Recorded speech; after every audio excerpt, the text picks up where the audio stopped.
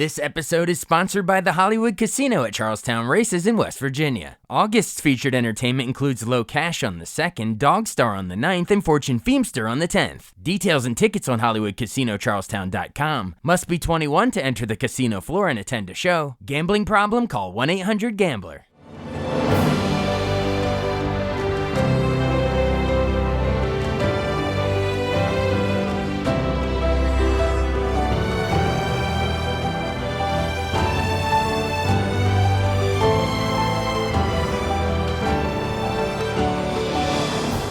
Welcome to the newest episode of Beyond the Fame with Jason Fraley. I'm your host, Jason Fraley, picking the brains of the top filmmakers, musicians, and artists of our time. The Rock and Roll Hall of Fame band, the Doobie Brothers, rock Jiffy Lube live in Virginia this Sunday night. I spoke with the band's original lead singer, Tom Johnston, about teaming with Michael McDonald to play countless hits from the band's different eras, including Listen to the Music, Long Train Runnin', China Grove, Blackwater, and Taking It to the Streets. Good morning. Hey, Tom Johnston. Hey, thanks so much for joining us on WTOP in Washington, D.C. You bet. How are you doing? I'm doing really good now that you're on here. I'm talking to a legend. Listened to your music my whole life. My dad would be freaking out right now. He probably great. We're talking because the legendary Doobie Brothers are coming to Jiffy Lube Live in Virginia on Sunday, August 4th. Everybody get your tickets now. So what can we expect to hear from the show? Is this is just the greatest hits from all over the years, or how are you pitting this tour? It's the Coalition Collection. That's what I call it, at least today anyway. We've got Mike with us, but we've been doing this we started in 20 and had to quit because of COVID, but we're back at it in 21. We've been doing it ever since. So we actually hit the 50-year anniversary mark and surpassed it. We're over it now. I don't mean the way it sounds. I mean, we've passed it. So we're doing the 53rd, if you want to look at it that way, but it's not really an anniversary. It's just Here we all are, and we're playing everything from basically all eras of the band, and people have been loving the show. It's been going really great. I love it. So you said Mike is on the tour, Michael McDonald. So you guys trade off lead vocals on different songs depending on which ones you were doing at the different. Yeah, we do his songs that he was famous for when he was in the group. I do the ones that I did when I was in the group, and we do a couple together. And Pat, of course, does his songs. So you've got 3 different things coming in there. I love it. Well, it's a great band. It's the band we've been touring with for a while, and they're incredible musicians. And as I said, the crowds have been packing it in, and it's been really a lot of enthusiasm out there, which is awesome. That's great. Well, yeah, with all due respect to the legendary Michael McDonald, I always associate Doobies with your voice, sir. It is you've always been my favorite, personally speaking. But well, thank you.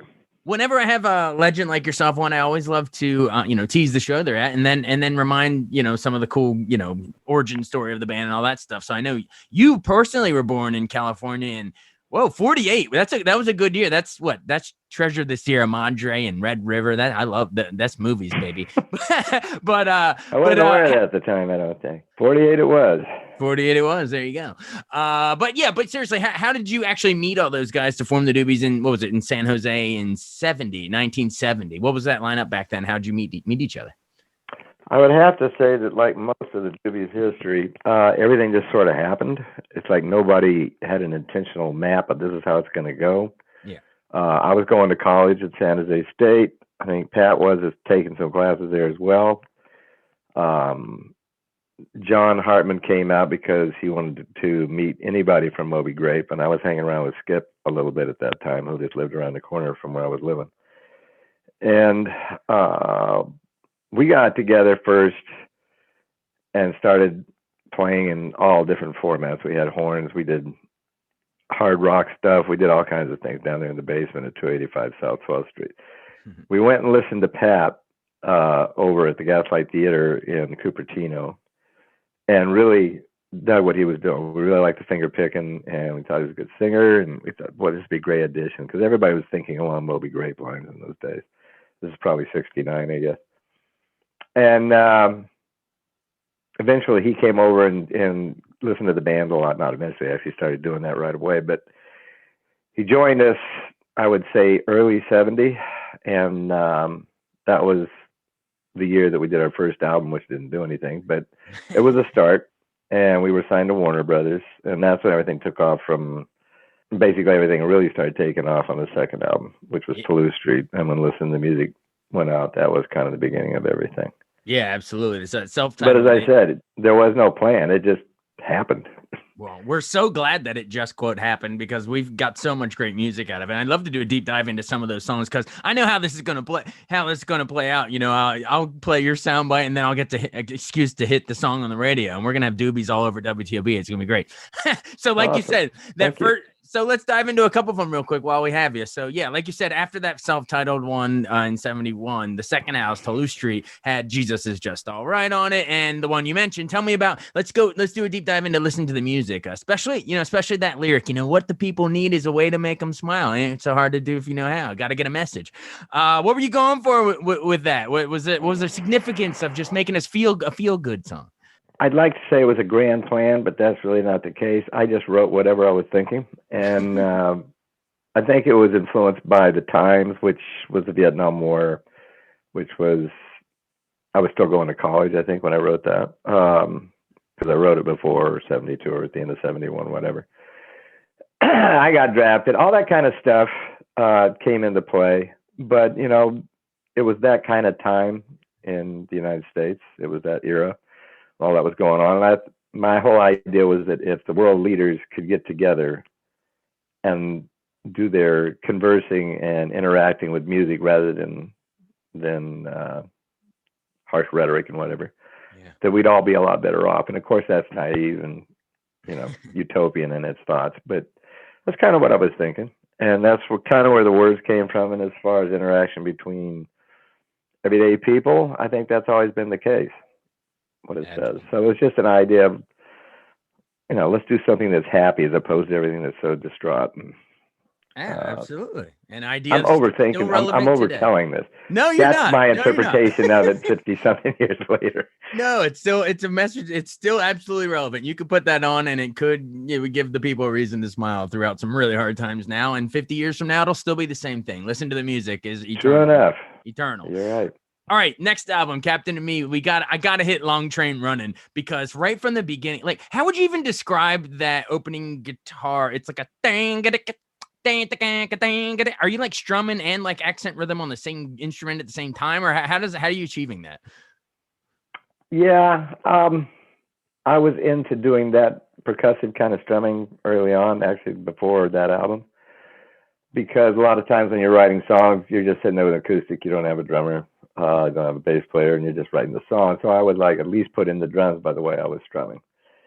And that's kind of what that is, what Listen to Music was. That's what other songs down the line. But that's how that whole thing came about. It was a jam initially. And quite honestly, when Ted said, we could make this into a single, I said, it's a jam. It's we've been playing that since 1970. And I change the words every night, and I just make up whatever came to my mind. And so finally I sat down and wrote the words down in LA in the studio, and then it became something that was, it was, I'm not going to say it was the deepest song in the world, it wasn't, but I think the percussive rhythm and just the whole idea of being without love, etc., where would you be now, kind of resonated with people, I'm guessing. And it took off. You said it wrong, isn't it? Without love. Yep, it is.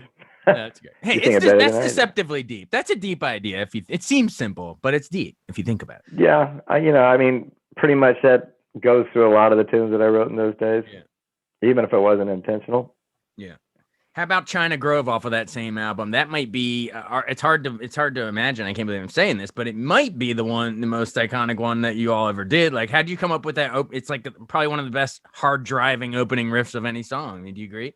That was another thing written at 285 South 12th Street. I started it on an acoustic, and then I grabbed John Hartman, and we went down to the bass, and I said, we got to make this electric. And so we did at probably 2 a.m, driving everybody around us nuts. And it was loud, and we got it down to LA, and Teddy liked it, but he needed something else, he thought. And that's when Don Landy came into play, as he did on so many songs. Don was our engineer.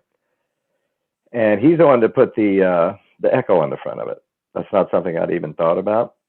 And it really made a difference. And as far as the words, they're nonsensical. They don't really have a message per se. It's just kind of off the top of your head stuff. And the title, China Grove, there actually is a China Grove, Texas.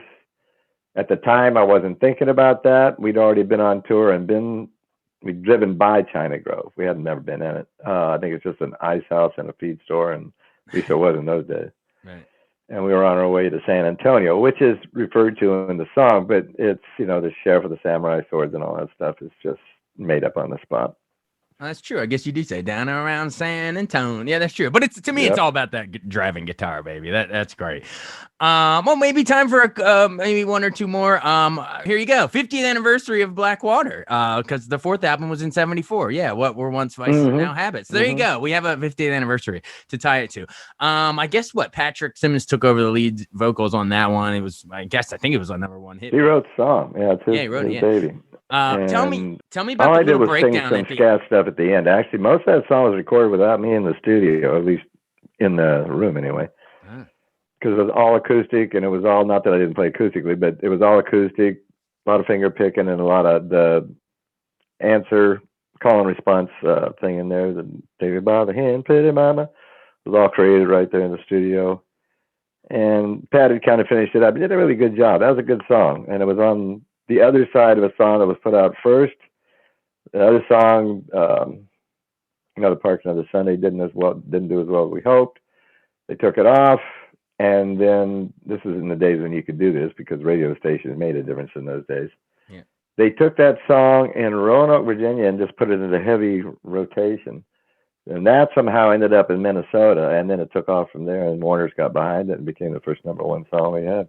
Oh, there you go. A little local tie because we're DC, Virginia, Maryland area station. So there you go. Roanoke, Virginia. Shout out. You helped Blackwater to get out there. But yeah, I love that scatty, that breakdown at the end that you were talking about. The take me by the hand, little mama, dance your daddy all night long. Did you ever hear it's a newer country band, Little Big Town, that song Boondocks? I always thought they were inspired by Blackwater because they get you get a line, I get a pole, we'll go fishing in the crawfish. They kind of do a breakdown at the end. And I don't know, have you ever heard that, A, and B, have you ever said, hey, did Blackwater teach you to do that? I'll be honest with you, no, I haven't. We did an award show with those guys, and I've seen them a couple of times. Yeah. Through the years, but I don't really know them that well. I'm sure many songs have been inspired by Blackwater and that breakdown. Could be, yeah. I wouldn't be surprised. Yeah. All right. Well, we got to at least before we get to Taking It to the Streets. It was the 6th album and also the title track. I guess It Keeps You Running was also on there. That was a big hit too. But tell me about that title track. And we sort of mentioned at the top that Michael McDonald took over leads on that one. But what was, the impetus for that switch? Did I read you were getting stomach ulcers or stressed out on the road, and that's when Michael was brought in from Steely Dan, or what yeah, I had a very bad stomach ulcer, and it was bleeding, and I had to come off the road. And it's a good thing I did. Otherwise, I wouldn't be here now. So that had to get addressed, had to get taken care of. So I was out for about a year getting over that. And they brought Mike in, I believe, at Skunk Baxter's request, saying he'd be great for this, just to fill in vocals and what have you. They didn't know he had songs written and stuff, and that just showed up after the tour they brought him in for, which was the Stampede tour. And he had songs such as Taking It to the Streets. And that's when they started going in that direction musically. And why not? The guy's talented. He had some great songs. It makes sense. And, they took it even higher from there, going with Minute by Minute and What a Fool Believes and all that. And it really helped the band. So it went from the rockin' and finger picking and whatever, the earlier version of the band, and then transferred over to Mike's style of music. Yeah, a lot of that sort of reflected the times too. The finger picking, the classic rock stuff of the 70s that you were doing, to me, echoes what the 70s were. Maybe even you were influencing that sound yourself along the way. It's chicken and egg, I guess. But then by the time the 80s, you get to What a Fool Believes, you hear some of that, almost like there's a piano, but it's almost like a little techno sound thing in the background. I guess that was just was that just reflecting the 80s sound that was sort of popular at the time? I wasn't there, so I can't answer that. I left the band in 77. So, I came back, but 10 years later, we started making albums again. But I wasn't there for any of that. So I can't tell you about what happened in the studio, or I just know that Mike was really all about getting the song right, and Teddy was having a ball working with him, and yeah, it all worked out for the best. It's a good thing for the band. Yeah, now you're touring together, and so everybody gets to hear all the eras of the Doobies all together at once. Yeah. Now we're getting to, as we're wrapping up here, sort of legacy of the band type questions. But do you get a kick out of if when, let's say, you pop into a movie theater, you hear China Grove and as they're driving in Field of Dreams, or it keeps you running, Forrest Gump running. I think Michael McDonald's even riffed on in 40-Year-Old Virgin a bunch at the Radio Shack store or whatever. But do you ever has there ever been a moment where you're sitting and you hear a Doobies come on a big movie like a Forrest Gump or something, and you're like, huh, there we go, I'm a movie star now? I never thought about the movie star aspect of it. I think the one that I noticed most was Field of Dreams. Yeah. From my standpoint, because they use China Grove in that. And that's when Costner's going in his van to go meet James Earl Jones in Boston, right? He's hitting the road to leave Iowa, and that China Grove. Right. Yeah, it was pretty cool. That's very, very And there's been others, but that's the one that stands out to me right now. Absolutely. Well, you've been really generous with your time, and I was overjoyed. Not only Vocal Group Hall of Fame in 2004, 20th anniversary of that, but I was overjoyed when you all got into the Rock and Roll Hall of Fame in 2020, because I was pushing that one for years and years and years. It felt like it was always the one. Why aren't the Doobies in? Why aren't they gotta be? So I'm glad that finally happened. How big of an honor was that? I know most artists I interview are like, I don't care about that. It's just awards, but it's got to be rewarding somewhat when you look back on your career and know that you're now. It is. The way I look at it is everybody that I listened to growing up and was influenced by heavily musically, they're all in there. And, from Little Richard and Bo Diddley to Cream to Hendrix to, and some of my favorite blue guys, be it B.B. King. I don't know if Albert's in there or not.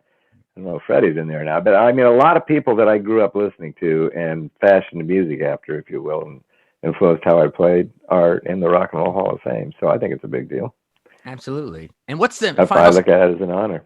It is an honor. Final seconds. What is the Doobie, amongst all those bands and this great history of music and rock and roll music, what is the Doobie's little slice of that you've carved out? What do you think you're like years after you and I are long gone, if someone pulls up this interview, what do you think will be the band's legacy of how you all changed rock and roll?